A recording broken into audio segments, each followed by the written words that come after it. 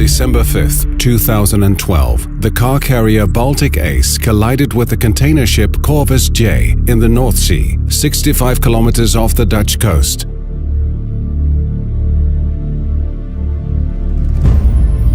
The Baltic Ace sunk within 15 minutes. 13 of the 24 crew members survived the accident.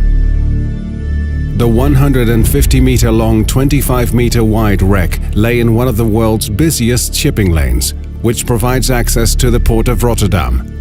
In 2013, Rijkswaterstaat investigated what to do with the Baltic Ace. The wreck hindered a swift and safe passage for marine traffic.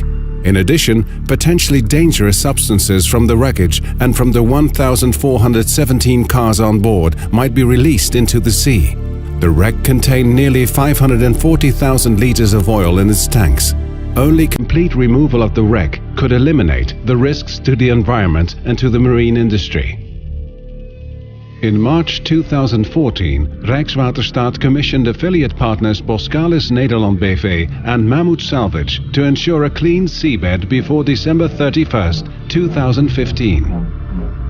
Due to winter weather conditions, salvage operations could only take place between March and October. Recovery was therefore split into two phases.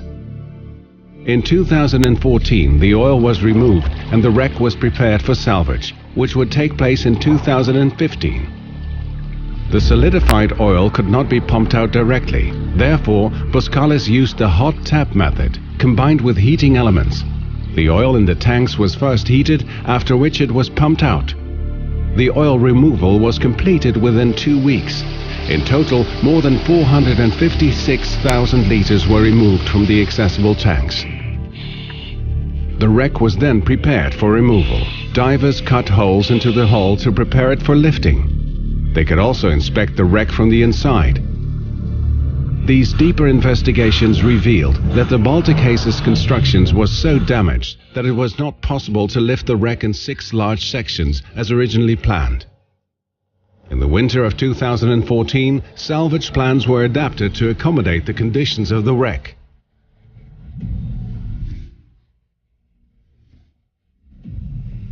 On April 4, 2015, workships began the salvage operation. A special wire cutting system was used to cut the Baltic Ace into 8 sections. Using cutting wires 80 to 120 meters long, the wreck was cut with great precision. For the first time ever, 2 floating barges were used for the cutting activities in order to achieve more flexibility. To accommodate the motion of the waves, Boskalis developed a special heave compensation system for the cutting wires.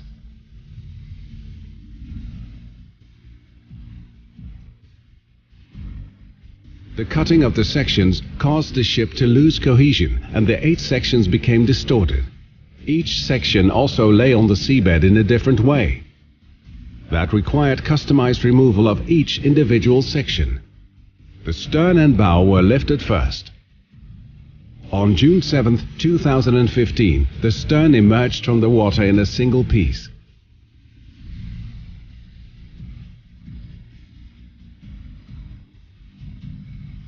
The bow, the heaviest piece at 1,500 tons, followed 12 days later.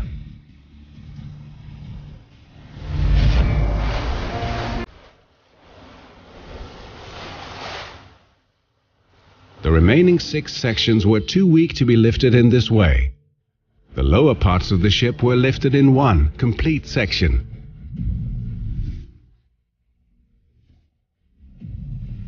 The rest of the wreckage was removed using a large salvage grab. Heavy storms in the summer of 2015 hindered the work. Nevertheless, the last large pieces of wreckage were removed in late August.